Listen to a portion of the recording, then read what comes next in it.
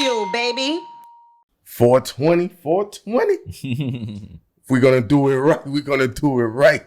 I still got the green on for the 420. Oh, yeah, definitely. This is on purpose. OnPurpose.com. I don't got no green, but if you want to count this, and we had to start it off right with the Bubsy. Kiki. Woo, woo. You know the vibes. But 420 is a regular day for you every day, right? Every day is 420. Every day is definitely 420 over here, you know. The last time we had you on the show, we did something live in Brooklyn, and we had took off real quick, but I felt like it didn't have the correct timing and effect. It was a little bit ahead of its time. The conversation was a little early. Yeah, because they didn't legalize it yet, but it was getting. They were like, real, "What is he? close. Is he trying to get us to sell drugs?" Yeah, but it was real close to getting legalized. It was more like a, the perspective I was coming was like, just get ready, be prepared. Mm-hmm. Don't toot your nose up. Mm-hmm. You know what I'm saying? Thinking like maybe it's not gonna happen or whatever. You know what I'm saying? Because the way it came about, it's like one day it's not legal, the next day it's legal. Were you ready for that wave? Of course, I've been ready since 2001, to be honest with you. Mm. You know? That's how long I've been waiting. But go ahead, I'm sorry. You knew it was going to happen? Because people didn't think it would ever happen in New York. We saw it happen in Jersey. Right. Did you get the heads up? Because you've been in the know for years. Did someone send you that kite and say, yo, get ready, man? Nah, what happened was, it was around the year 2000, right? And it was yo, weed is legal out west. You know what I'm saying? It was Denver, Seattle, and then California was looking at the legality too, be legalized. And I was like, if those places is legalizing it, it's definitely gonna come here. I don't know when it's gonna happen, you know what I'm saying? But it's gonna happen. And from that moment, I was like, how can I legalize this shit right now? You know what I'm saying? How can I legalize this weed shit right now? And I started a record company called Purple City. You know what I'm saying? And my campaign was basically piffing stores. You know what I'm saying? Because to be tapped into my music side of things was to be tapped in with my weed side of things. They went hand in hand. You know what I'm saying? To be tapped in with me, you had to tap in with the weed first, and then the music was there also. You feel what I'm saying? Mm-hmm. So I felt successful transitioning from just weed to music, and still having the same benefits, which is getting money. You dig what I'm saying? Yeah. So yeah, the vision went back quite a while, But you've been smoking weed for a long time. Mm-hmm. It ain't been legal. So you're known to have had and sold weed for a long time, and it wasn't legal. Right. Is there any special way that you figured out how to navigate around catching charges? Because it's legal now, right? Mm-hmm. But I've known you for a long time. You know me we went to high school together. Okay. So if I can speak on it. You can speak on it. I used to come to your crib and the whole fucking wall in the pathway was nothing but weed everywhere, to the point that you would be like, yo, come roll up. And I would be like, nah, nigga, because I know this shit gonna get ran down on. It gotta get ran down on. So why am I gonna sit in here and smoke with y'all when I'm only trying to buy the weed? And he would have free bud and he'd be like, yo, just come in. Cop the bud. He would give me more bud. If I copped the buck, he would give me $250, $200 You've been legendary for that. Then he would be like, yo, come in the crib. Smoke Dizza would be in there before he would smoke Dizza. Yeah. He'd be like, come in the crib. And I would come in the crib and I would be like, nah, nigga, it's too much weed in this motherfucker. You thought the SWAT team was gonna come one day? Yo, bro. It wasn't even for everybody, to be honest with you. People that I grew up with, you know what I'm saying, who, you know what I'm saying, was living legal lives, you know what I'm saying? And this is in the 90s, early 90s, first phase of it, you know what I'm saying? Mm-hmm. It was only really people who were built for that type of shit that was coming and chilling, niggas who went to jail, niggas who hustle in the streets. That was my association at that time. All right.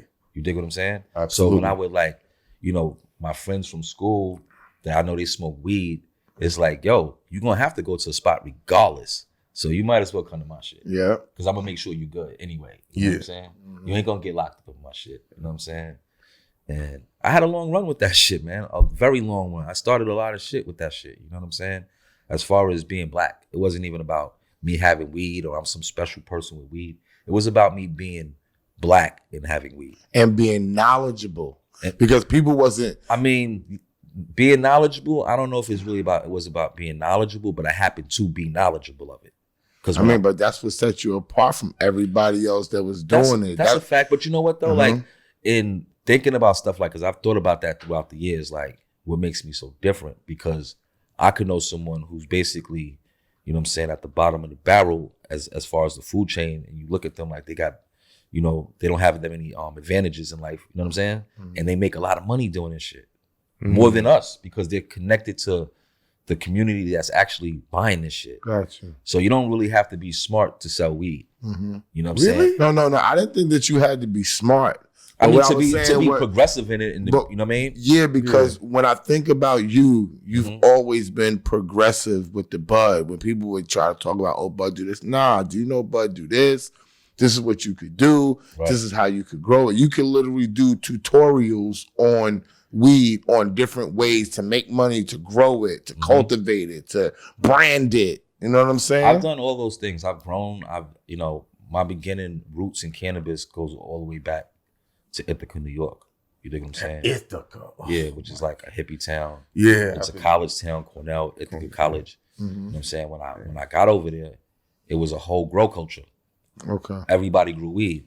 So just because you had weed, you know, a lot of those kids would be like, laugh at you, like, where'd you get that from? You got some Mexican bunk weed. Look what we got. Some exotic shit. Con bud, Tompkins County, green bud. You know what I'm saying? Zombie weed. You know, that's when the names first started coming around. Even though in New York we had Sass, Dabla, chocolate, right? Chocolate, Haze, Skunk, Lamb Spread, Acapulco, Hydro. You know what I'm saying? We had pellet, all types of shit in New York. New York is a great place because people want to get high and for the low in New York. They want to get high and for cheap. And that's why in that era, New York was a melting pot for drugs. Gotcha. Because we had it. It was the hub. You know what I'm saying? So yeah, I came up with a lot of growers. You know what I'm saying? I tried my hand in that, but what I realized was that in anything in life that you want to fuck with, you gotta know what you aiming for. You dig what I'm saying? Like you gotta know, have a vision of as far as what you signing up for. You know what I'm saying? Yeah. And you know, in the beginning, I just used weed as like an easy thing because it was like I sold it, I smoked it, I smoked good weed. So people who would come around me and would smoke with me and be like, yo, where did you get that from? And that was the epiphany of me being like, where I get it from? I got it. Fuck is you talking about? I got it on me. What's up? You don't got to go to the spot and cop a nick. I got it right here. What's up?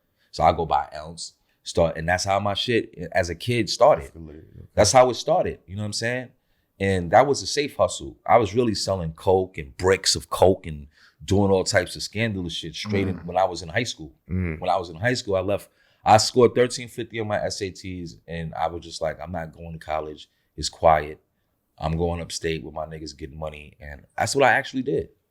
I didn't never look back. You didn't think you'd be able to get your shit off in college? Because, you know, the vibe. The way I grew up, right? You know what I'm saying? My mother's from Louisiana. My father's from Trinidad. So my mother... Trinity to the bone? Right. So my mother was a Jehovah's Witness. She is a Jehovah's Witness. Yeah. So some of that stuff is just like... I get you. You know what I'm saying? Yeah. Once you said that, I got it. Yeah. My pops, on the other hand, is like I came up with the best of both worlds. Of being like, this is the code on this, and this is, you know what I mean? Not that. You know what I'm saying? So how you feel about coming up with the terminology piff? Piff? Well, all right, so that interview we did? So let me explain the word piff, right? So back in the days when, you know what I'm saying, I had the haze and all that, you know, I was looking for a new word because I always had little, you know, like hype beast words. Ooh, I used to be doing all types of You from Harlem, that's why. And I was out of town hustling, getting money. And I always had, you know, a lot of girls around me. So I was always personal with the girls and being the life of the party. You know what I'm saying? My name is Bubz from Champagne, so I always had champagne. You know what I'm saying? All the weed. I always had all the weed. Like, I just always had it since I started fucking with this shit. That's cap. I mean, that's no cap. You always had. When you was in college, I was always out there. had the bud. My OGs thought I went to Morgan State. Yeah, he always You know what had happened, the man? bud. My OG was like, college. we was hustling. I was hustling weed in Cummins and in the new school, right? Yeah. The new building, The new building, right? Yeah. And my OG that I was getting the weed from, you know what I'm saying? My man was like, yo, that nigga, they used to call me Indio. So he's like, yo, Indio want to come out of town with us. He want to work in the spot with us. Like, Because he had the he like, yo, leave that because he boy had the alone, man. wavy hair. He in college getting his education. Let that nigga rock. You know what I'm saying? Mm-hmm. He was like, what? That nigga is on the lam, nigga. That nigga doesn't go to that college. He was like, yo, tell that nigga to come with us, my nigga. Leave them niggas alone and let them niggas get their education, my nigga. Fuck you doing. So, you know what I'm saying? Like, that was a time when I really was like, yo, it's wild money and weed. Hundreds of thousands of dollars, That's what even you was millions. doing? We was doing like, at that time, it wasn't even Ari. It wasn't even considered Ari. It was skunk weed. You dig what I'm saying? So we was doing like 100, 200 pounds every week on some, that's 200 bands. What was a bad year for you, money-wise? 200K, 300K? What you mean, a bad year? A bad year of money, like the lowest amount you had coming. Because we can go high, but just to give people a scale of how much was coming I don't in. even want to talk about that shit. Understood. Because I'm not going to lie, like, I don't want to cap, but like, I made more money in 1 month than, you know what I'm saying, niggas making a whole fucking lifetime. You know what I'm saying? Successful people. So, you know what I'm saying? I'll leave it at that, man. Like, I ain't here to be like, I'm some super rich, because I'm not the richest person. And I never feel like that. So I don't feel like showing off on anybody. You know what I'm saying? Because I'm not going to be the joke of the laughing stock of the room when niggas is like, oh, he thought he was rich. You know what I'm saying? He don't got this, he don't got that. But I have different priorities in my life. You know what I'm saying? And how I view success. I don't view success as opposed to like how much money you have. I view success about how many accomplishments you accomplish and if you have a peace of mind at the end of that shit. And that means having money too. Because if you don't have no money, you damn sure don't have a peace of mind. You dig what I'm saying? Something baffles me a little bit. What's up? I met y'all both separately. What he's done in the music industry and what you've done in the music industry, how come y'all had never converged to really put y'all music knowledge together? For the years I've known that. Huh? I can answer that. I can answer that Yeah, too. let me Let me hear get the same both answer. Go ahead, you give your answer. Yeah, honestly, I didn't even think about that. First of all, I didn't even know he was Purple City or Shiest Bubz. I know his real name and he knows my real name. That's a fact. How I found out that he was Purple City and Shiest Bubz is my singer at the time, Yummy, had a mixtape, right? And we had the mixtape and we was listening to the mixtape. And I was like, who's these niggas? She was like, yo, this Purple City, whatever. And they had the cover. Yeah. So we breaking down the weed on the cover. You know how you take the cover out and use the glass piece? The cover art, yeah. I'm looking at the cover. I'm like, this is fucking Purple City and Shiest Bubz. Like, get the fuck out of here. I know this nigga. This is my man. I called him on the phone from the car. That's a fact. I just started laughing. Was in the fucking car with her. Me, her, and Rockwilder was in the car looking for weed, and she's rolling up the last little bit of weed we got. This was like, pardon me, Lord, but I was like, this is God sent because I needed some fucking bud. And they opened the shit up, and I'm like, yo, this nigga ain't no fucking purple. I'm like, this look like, I ain't gonna say his name, like, this look like Son. Yo, nigga, I'm on this phone. I'm sitting here, and are you Purple City and Shiest Bubz? Yeah. I need that bud. Come over here. Boom. And that's when you had it was Purple Haze or whatever that was with the crystals on. The funny thing is that it was never purple. Hello? It was always green, beige. Green, beige. So how did the name take off then? Because I marketed it. I did marketing behind it. I thought it had purple strands in it. Nah, I'm going to keep it real with you, bro. Ooh. It was like a little inside joke that I had with myself, which was that I'm about to market something that's Purple Haze and it's not purple. You dig? And I marketed the shit out of that shit. And back to the word piff because I'll be straight with that. Okay, go ahead. You know what I'm saying? My little homies, right? Not my little homies, but the homies had the word piff, right? And, you know, they used to be saying that shit. Uncasa, 145th, the twins, right? And they used to be like, everything was piff. Like, yo, man, that hat is piff. Piff. I remember that vibe. Yo, that was early 2000s. That was 99. That was 99. Yeah, I was 99. Oh, this shirt is piff, bro. Yeah. Right? So these niggas is all in my crib at the same time. All of these niggas, right? And they talking about this is piff, and I'm like, this is the word I'm about to use for weed. These niggas is bugging. I pulled out like 10 pounds, my nigga, of it, nigga. ITET, nigga. That shit come from me, nigga. Y'all niggas know what it is, man. Stop playing with me, man. Listen, I was like, yo, I don't know what the fuck y'all niggas is talking about, but this is the piff right here, nigga, and I'm the gatekeeper. Fuck is y'all niggas talking about? As a matter of fact, Piff in stores, nigga. New album coming out. Fuck is y'all niggas talking about, nigga? You know what I'm saying? And guess what? You know, niggas felt some type of way in the beginning because it was their word and they was campaigning, but I flipped it. I flipped it into something else and still showed niggas love at the end of the day. Gave them the platform to use. You know what I'm saying? If they utilized it how they wanted to, it was definitely there for them to use it. If they didn't, you know, maybe it was timing.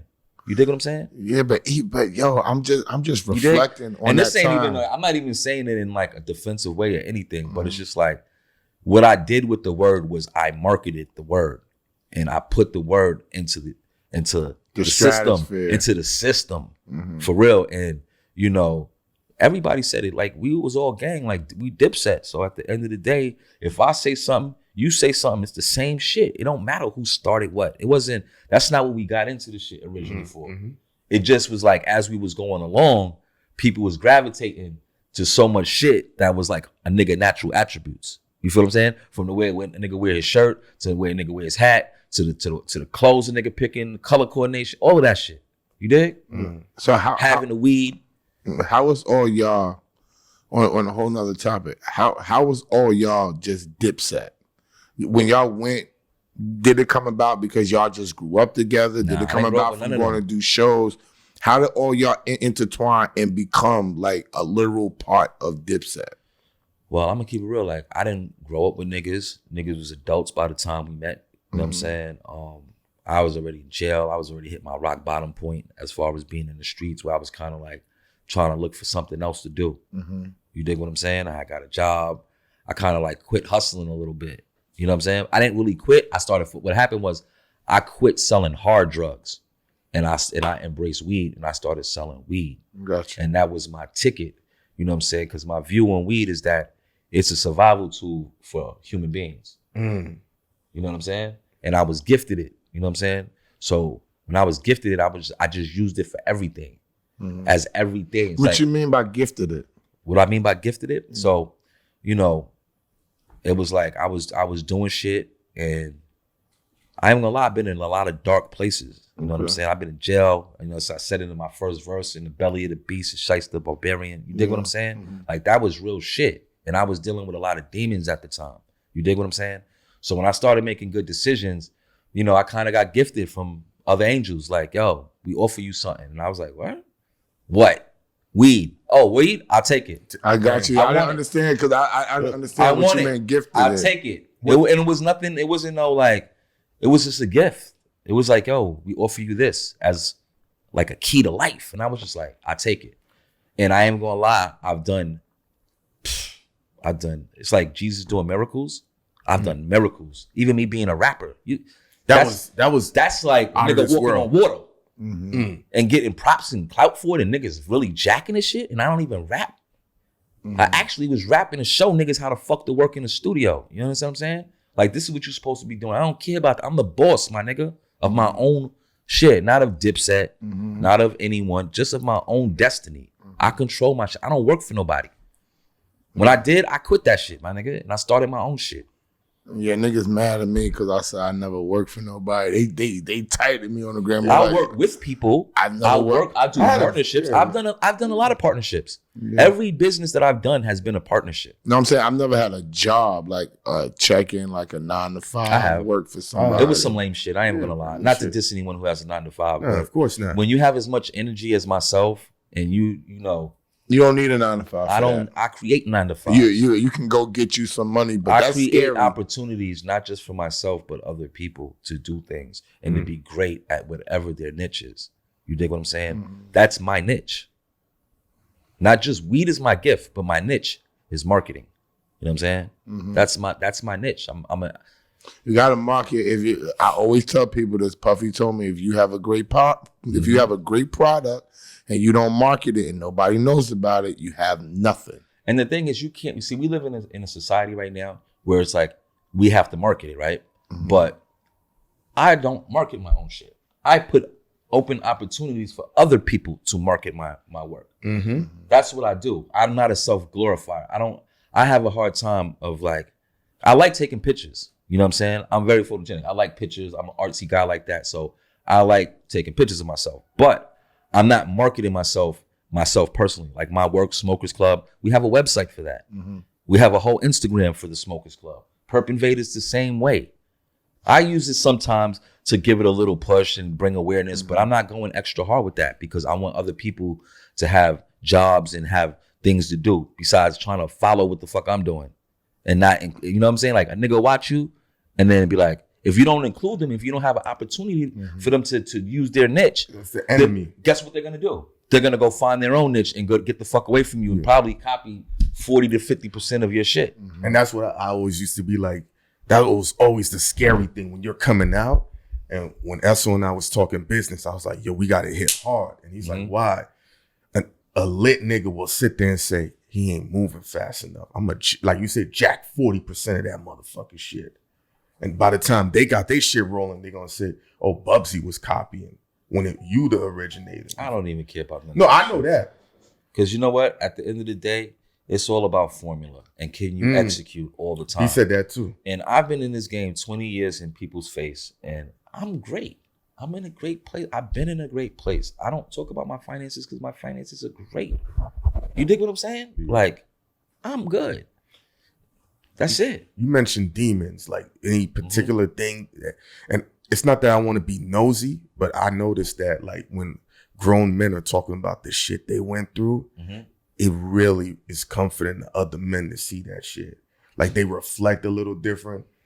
Anything a lot of times before you go to jail, you know what I'm saying, and you end up in that doghouse, you know what I'm saying, you might have a reflection with yourself before you get yourself in that situation.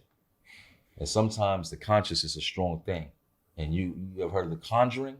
You can conjure different things if you're not careful with your thoughts and the way them shits could take you.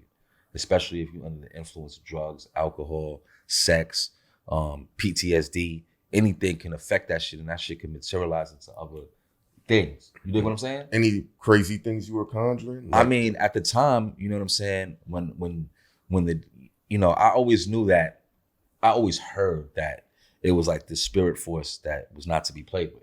You know what I'm saying? And, that didn't really sit well with me because I was like, I never heard of no spirit force, not even God. Like, I never heard God or, you know what I'm saying? Nothing. Even when I was not forced to pray, but when they, your mother be like, yo, say a prayer.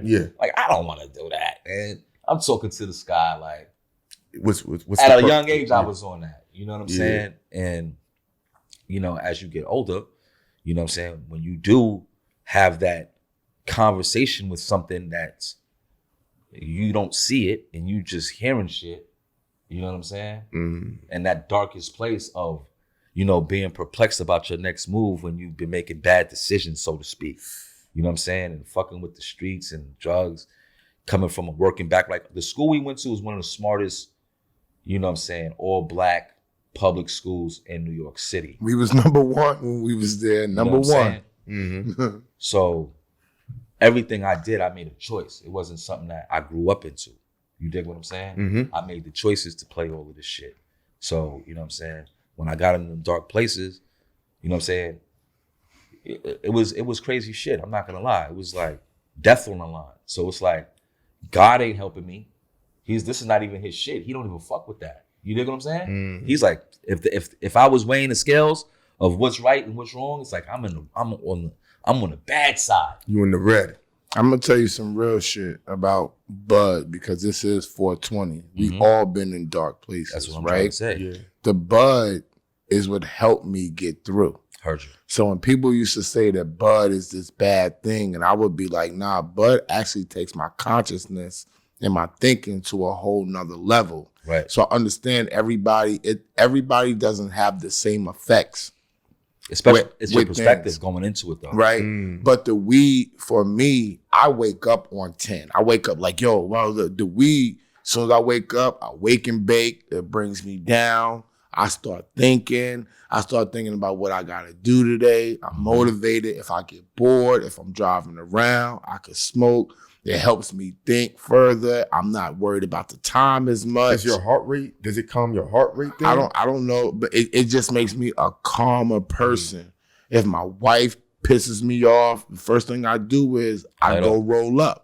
See, back in the days, they would be like, "Oh, that's bad for you to go do. You on drugs and you depressed and all that." But nah, it would actually keep me from not being mad. It would bring my That's an intelligent perspective. How tense that I was, right? How tense or riled up that I was, it calmed me down. Right? And then the better weed that I smoked, when I went, I was like, damn, this shit don't give me the munchies like this do. You know what I'm saying? When you go to California, it's a stronger buzz, so it had put me to sleep at first. Right. But when you get used to the stronger buzz, you enjoy that shit, it has a different effect on you. You know what I'm saying? So when people would say weed this, weed that, I couldn't really feel what they were saying. I would be like, do you smoke? Because y'all talking about y'all are talking like people who don't smoke weed. It's a lot of assumptions when it comes to that. Yeah, because if you smoke, you'll be like, what are you talking about, bro? You know what I'm saying? Like, that's not what occurs. That's what you think occurs. That's why I know you don't indulge. You don't indulge in smoking. Like, for niggas who like to have sex, everybody before they have sex, whether it's before or during or when you bust your nut or both, you smoking. That's the culmination. When I'm getting ready to fuck with my wife, I'm smoking. When she see me rolling up, she like, oh, so you about to get into your... Exactly. It's time. When I wake and bake and it helps me move my bowels and shit and I'm walking around light and y'all not and y'all tense, that's because I'm smoking the medicinal. So if you willing to take all this Viagra and all these drugs, this Western medicine, which they don't understand, that breaks your body down. This is all natural. And now they got medicinal stuff for the ball players, for their knees, for their back, CBD, for their PTSD. They got pills for you because people believe the old marketing. The old marketing was just to put black people in jail because black people in Harlem was essentially, so they say, some of the first people to grow and smoke weed. So of course, if it's a white man, they want to stop that and say, go back to the coke and all that because that's where we can lock you up at. Period. They even did movies on it, like to just make people think that weed was not the right thing to do. And I'm not telling people what, but when you become of age, if you having psychological problems, you thinking wrong, you feeling depressed, you can't think straight, roll up and burn you some good bud, it'll change your life. I agree. I want to touch on something. Like when we were sitting down, you was talking because one of the big fads right now is the pre-rolls. Because people, it's easy, it's immediate. A lot of people ain't rollers, and you were breaking it down. You're like, that's like the worst shit to fuck with. Can you give a breakdown? I mean, pre-rolls are for people who want to smoke, but they don't know how to roll. Yeah. You know what I'm saying? And that's a high percentage of people. High percent. There's people that smoke every day, 3-4 times a day, and can't roll for shit. And I think the reason why they do that and they don't want to learn is because they don't want to up their habit. Because once they learn how to habit, Shiest, it changed everything when I learned to roll. It's like you don't gotta wait for somebody to roll up. I can roll up anytime I freaking feel like it now. That's a fact. Now your consumption is up. Yeah. You know what I'm saying? But back to the question about why we never work together. Okay. Right? Oh, no, but answer his big. Tell the people what you told us about the pre-roll, how it's not the good weed. Oh, this is what it is. The pre-roll is basically, people would like to say it's the top of the bud, but it's not. It's usually like the smalls or the bottom of the weed. You know what I'm saying? The shake. They might sprinkle some keef in there, give it a little, you know what I'm saying? But like I said, it's for entry-level smokers who don't want to roll up. Yeah. You know what I'm saying? They have some premium ones with companies that might put some good shit in it. You know what I'm saying? He said might. They might, but them shits cost a lot. You could tell by the price. Okay. You could tell by the price. When it's like $150, $200 for a pre-roll, then is something going on with that. Okay. And I like to smoke tobacco. So, if you're buying a pre-roll, I would suggest getting the joint paper pre-rolls because tobacco pre-rolls is just like the worst shit ever.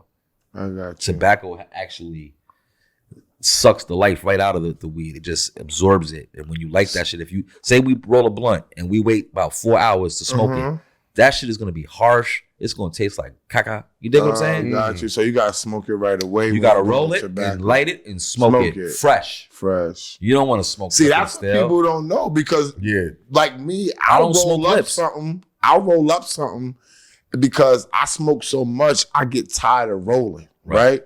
So I'll roll up 2 or 3 blunts, and then when I come back to it, the first one tastes like this, and I never knew this. This is just me, and I'm like, damn, but like, why does this don't taste right?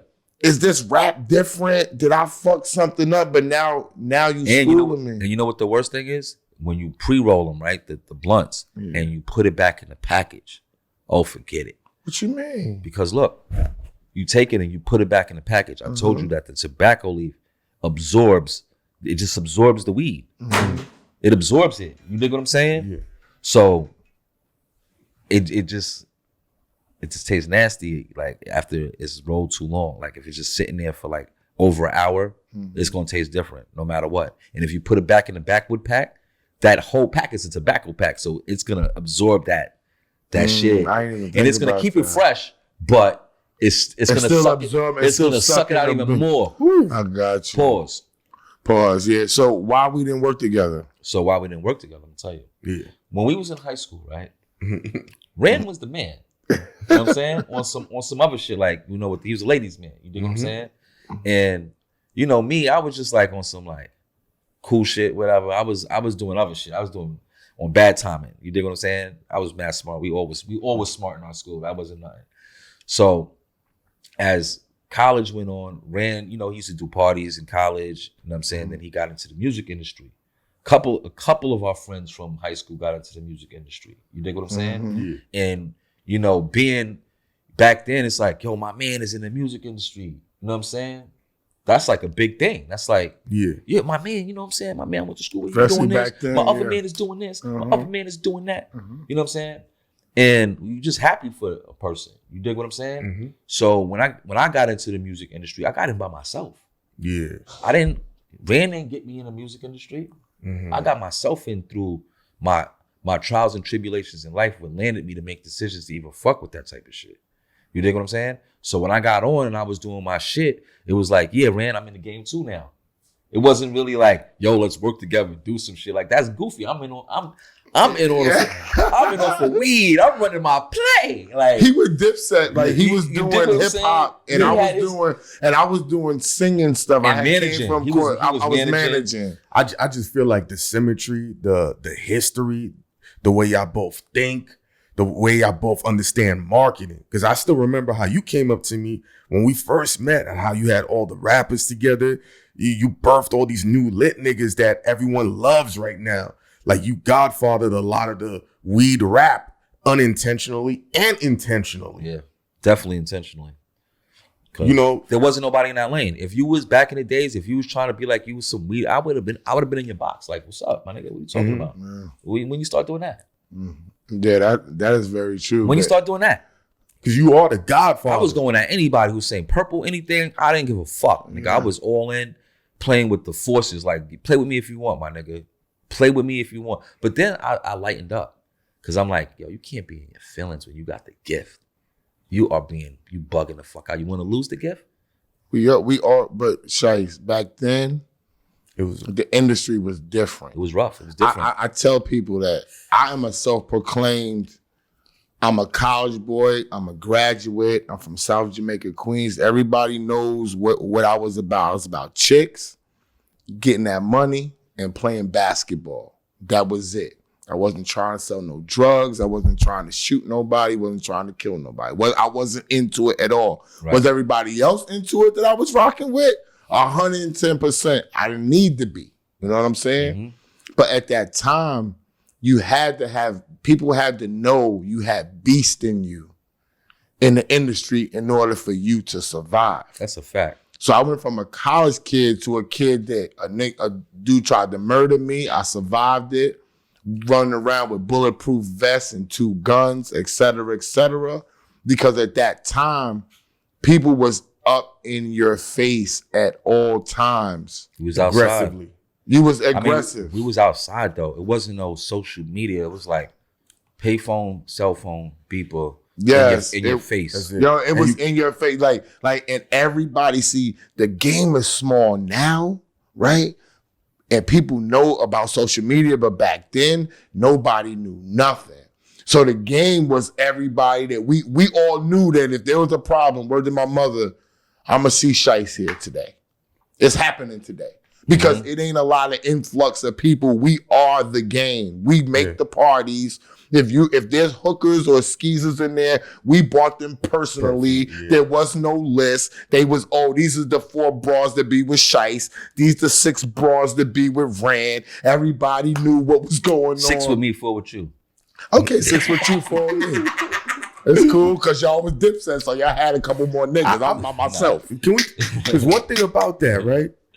Even though that affiliation was there, it never felt like you were a part of it. Not in a bad way. It always felt like, and I always say this with Essel when he does 8 at the Table, you always reminded me of Batman in the Justice League.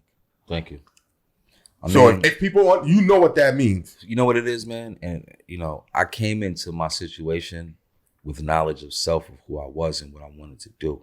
You dig what I'm saying? And when I started fucking with Dipset,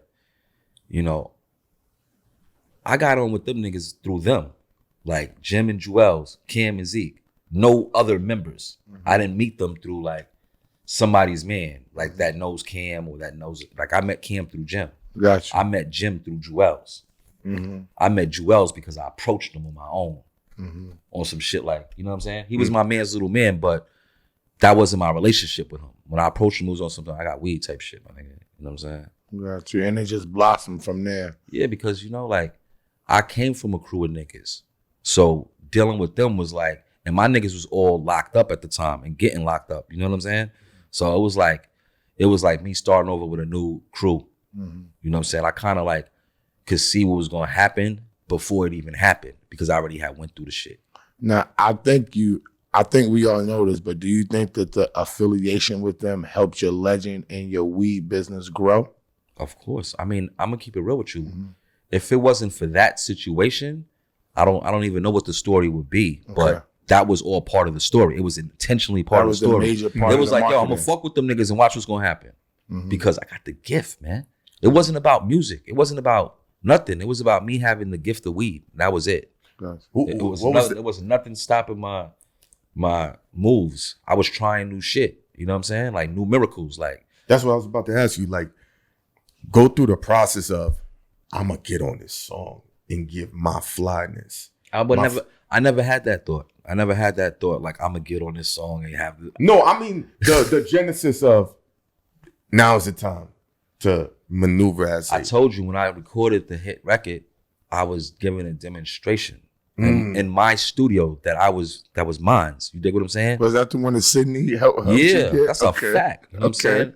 I was like, yo, say me and Rand chilling, right? We in my office, right? And he's the artist. Yeah. You know what I'm saying? Uncasa was the artist at the time. You know what I'm saying? And I'm like, yo, man, I'm not gonna lie, people be coming to the studio, you know what I'm saying, be sitting in here for 5-6 hours not recording shit. I ain't really jacking that. Man, niggas wanna get on a tape, like niggas gotta be in and out. Let me show you what I'm talking about, cause you be doing the same shit. You know what I'm saying? Come on, let me show you what I'm talking about. Yo, Aguilar, make a beat. Make me a beat. Nigga like, for you? All right. He started making the beat. He got the bass line in like literally 5 minutes. Yeah, take 5 minutes to do the bass. 5 minutes. Right? You just rhymed on the bass line. I just rhymed on the bass line because that's the cleanest part. You know, when the beat starts getting... Yeah. It might jumble your mind up. If you're not a rapper. And not for nothing, I promise you this. The reason why Aguilar was my in-house producer is because the nigga left a CD right in my crib. And I didn't know it was his like a blank joint. And one of my first CDs, I picked like 5 beats off this CD that happened to be his joint. Gotcha. And when I was listening to that particular CD, I remember saying to myself, I was like, yo, I don't even rap, but I could rap on every one of these fucking beats, yo. And I sound kind of gangster on this shit too. Like, you know what I'm saying? I never thought I could rap. We had niggas who rap was pedestal for rapping. Like they've been rapping since high school. Like, you know what I'm saying? Yeah. So, you know what I mean? I went in there, I wrote to the bass line. Then I was like, yo, look, man, there's a couple things on this record you got to do. I was like, I hate when niggas get on records and they don't introduce themselves on the record. You hear a hot record, you know we like to be in the know. Shiest Bubz. Start your rhyme. I started it off with that, nigga. This is me, nigga. Don't ever get it fucked. Because guess what? Imagine if I didn't say my name. Niggas would not know my fucking name. Exactly. They would be like, the guy from the first verse. Well, we know that about marketing. That's why I wear my shirt. With my name on it. Exactly. Come on, man. Nigga, this is my man got my name on the hat right there like that. Come on, man. That's the first rule of marketing. Mention your name. Man. Say your name. Don't be scared. And not only say your name, but what do you represent, nigga? Yes. Who are you?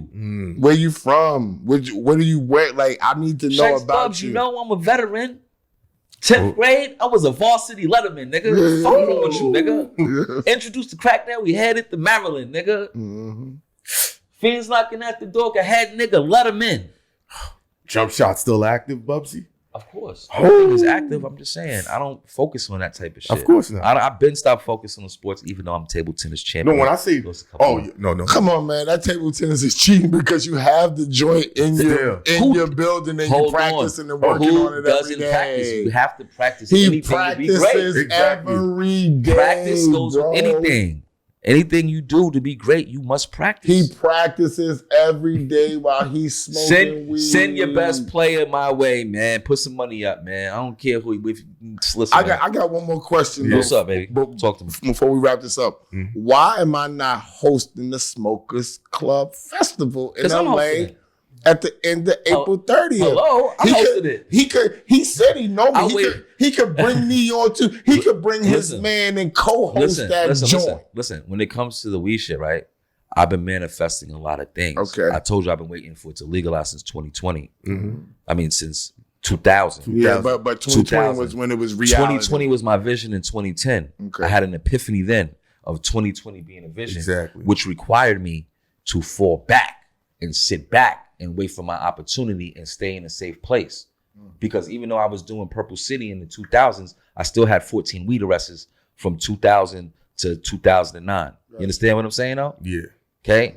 After 2010, when I was like, I'm going to fall back, I never went back to jail. Gotcha. And I figured it out as far as the weed shit. So when 2020 hit, you dig what I'm saying? It was like a boom for me. Because now everything I've been doing, I'm the leader of the pack. I've been doing this shit before everybody. As far as marketing and branding. And you sacrifice more. I sacrifice a lot. I sacrifice my body of going to jail. And people being like, that nigga just hustles. You know what I'm saying? Dame Dash back in the days, you know what I'm saying? He ultimated me kind of, sort of. Like, what he said? Yo, what's up, man? You doing pretty good with the music. What you gonna do? You gonna rap or you gonna fuck with the music or you gonna fuck with the weed shit? And I was like, I felt some type of way back then. I really was like, oh, get this nigga away from me, man. Fuck is he talking about, man? I'm getting more money than all these rappers on this side, and you asking me about what I'm gonna do, nigga. Like, I'm really shocked that Dame would actually say that. No. But he said it in a positive way, though. He wasn't trying to like downplay me. Oh, I was just at that time. He was like, "Oh, you doing good at music? Choose up, because you can't do everything. You can't do everything." And I just felt like me signing up for music all the way was kind of like outside the box for me because that wasn't my niche. I mean, I'm gonna add this. It wasn't my niche. I never felt like doing music was my niche. Marketing was my niche, and by the time I was ready to stop doing music, I cleverly got my way out without having to be like, I'm stuck in a label, fuck the label. You know what I'm saying? Yeah. Even though that type of shit went on, but I kept it private because I didn't have to make it public because I really wanted to get out. I didn't want to be trapped in and be like, you know what I'm saying? We worked it out. No, we're not working out nothing. I'm over with that shit. It's done. But that was the wave back then. It left a bad taste in my mouth. Pause. You know what I'm saying? It just was like, I don't want to do this shit. I'm just focused on weed and my weed business. We started Smokers Club in 2010. National tour, 35 cities, biggest names in cannabis. I hosted every show. That's what I said I was going to do. I was like, yo, listen, man, I'm not rapping. I'm going to bring out all the rappers. I'm going to provide the platform, and this is what I'm going to do. So even right now with this fest, I've been waiting for this fest. It really was supposed to happen last year, but COVID fucked our shit up. Oh, this is the first one? This is the first one since COVID. Oh, since COVID. Since COVID. I got you. But it seems different now. It's different because it's legal everywhere. Okay, and we're really a force. And is it outside now? Because your flyer looks like it's outside. It's definitely outside. It's a festival. Was it outside? Okay, this what. So wasn't it a party before? Wasn't it a tour? So the tours were in arenas. That's what I'm saying. Okay. But right before COVID, we did a festival, an Okay. outdoor festival, and it was a huge success for us. And at that point, we were about to switch our whole shit up. Like we were like, we're not doing tours no more. It's too long, too much overhead. We're not making the money that we want to. This one day festival shit is the way for us. You dig what I'm- Now okay. You just dropped the jewel on me. right? Now I see why people are doing the festivals As opposed so to much instead of the tours like how you did it, because you can get it one shot deal and get everybody to come on at one time. Bada bing. See, I wasn't thinking about that because I'm like, yo, like, why everybody doing the festival? Blase, blah, bringing them to one place. Don't you want to do the tour so you can like touch down in each city and learn the people and spread your vibe that way? But if people coming out to the whole festival, it's like one-stop shop. I pay for And everybody. they do it like It is. once a month. And right? now that we have this whole online culture, it helps it better. It just makes it better because people don't think that they can just get it everywhere. Like, you know what I'm saying? It's like, we got to go there. We got to get this shit one time drop. It's just better vibes. I don't know, man. COVID changed that for us, though.